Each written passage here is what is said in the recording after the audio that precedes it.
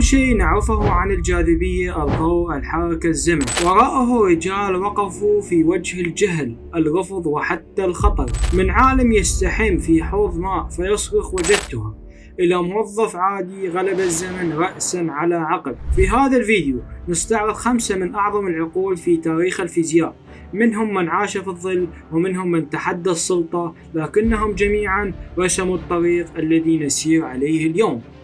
العالم الأول في الفيزياء أرخميدس، العبقري الذي سبق عصره، وهو أحد أبرز العقول في تاريخ الفيزياء والرياضيات والهندسة. كانت فترته من 212 إلى 287 قبل الميلاد، من سيراكوسا، جزيرة صقلية، اليونان القديمة. كان عالم رياضيات ومهندسا ومخترعا، لكن لحظة شهرته جاءت من الحمام. كان الملك قد طلب منه أن يكتشف إن كان تاجه من الذهب الخالص دون كسره.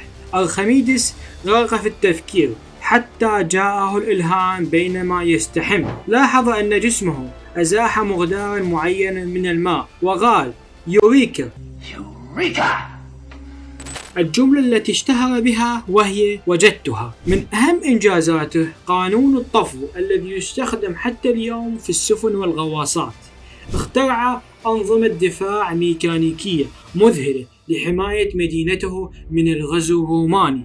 قتل على يد جندي روماني رغم أوامر القائد بعدم إيذائه، لكن اسمه بقي محفورا في تاريخ العلم وإلى يومنا هذا. العالم الثاني جاليليو جاليلي، من تلسكوب بدأ التمرد، ويلقب بأبو العلم الحديث. وكانت فترته من 1564 إلى 1642 من بيزا الإيطالية.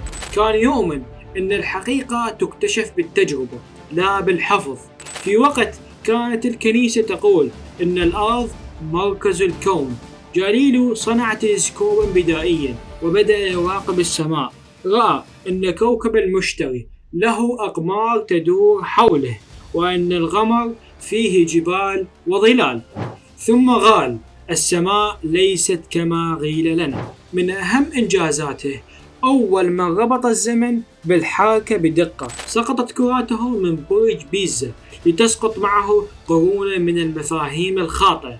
دافع عن نظرية كوبرنيكوس بأن الأرض تدور حول الشمس، مما عرضه للمحاكمة من الكنيسة، والكنيسة أجبرته على التراجع ووضعته تحت الإقامة الجبرية، لكنه همس، ومع ذلك فهي تدور، بما يعني أن الأرض تدور حول الشمس. العالم الثالث إسحاق نيوتن، صانع القوانين. كانت فترته من 1643 إلى 1727 من إنجلترا. في عز وباء الطاعون أغلقت الجامعات، ونيوتن الشاب عاد إلى الريف، وهنالك جلس تحت شجرة وسقطت تفاحة، لكنه لم يضحك مثلنا، بل فكر: لماذا سقطت مباشرة على الأرض؟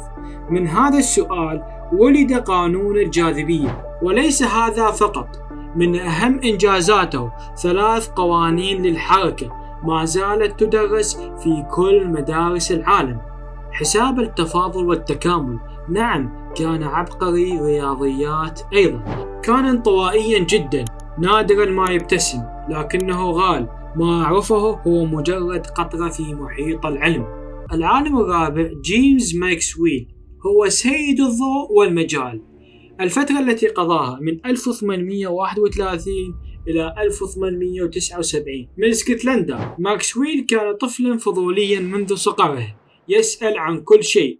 جمع بين معادلات الكهرباء والمغناطيسية وساقها في 4 معادلات فقط، سميت معادلات ماكسويل.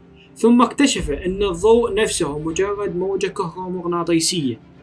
من أهم إنجازاته فتح الباب للفيزياء الحديثة والاتصالات والغادرات. قال أينشتاين لاحقا إنه واحد من القلائل الذين كان لهم تأثير هائل على فكره.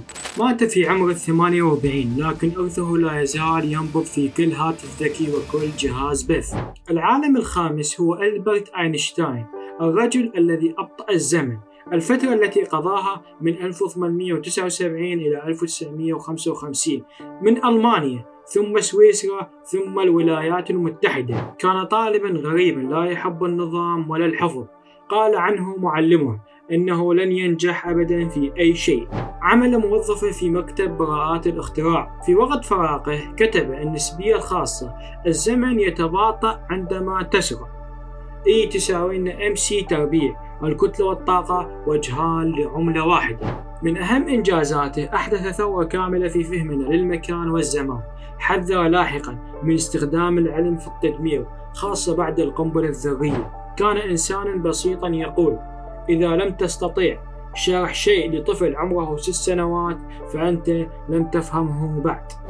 من أرخميدس الذي قاس في حوض ماء إلى أينشتاين الذي قاس في أعماق الزمن.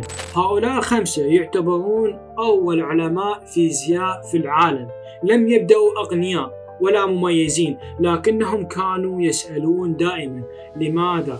اكتبوا لنا في التعليقات أي من هؤلاء العلماء ألهمك أكثر، ولا تنسون الاشتراك ومشاركة الفيديو مع محبي العلم الحقيقي.